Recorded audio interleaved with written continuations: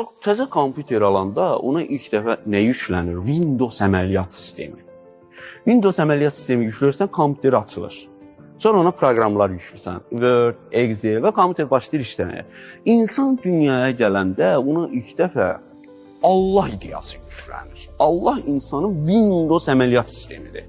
Ondan sonra insana başlayır proqramlar yükləməyə. Din, irq, mentalitet, namus, qeyrət, vətənpərvərlik, minlərdən proqram. Psixologiya. Bir də bu insan bu proqramlardan idarə olunur. Məsələn, ya da gəlib pandemiyadan qabaq metroda maska taxan bir adam görəndə hamı belə, ona bax maska taxıb. Pandemiya salındı ortaya məsələn. Dövlət öz inzibati resurslarını işə saldı, maskanın təbliğatı getdi. İndi metroda hamı maska taxır, indi maska taxmayana eləyirlər. Vətən bu proqramdır, koddur. Yükləyirsən insana, bunları idarə eləyirsən.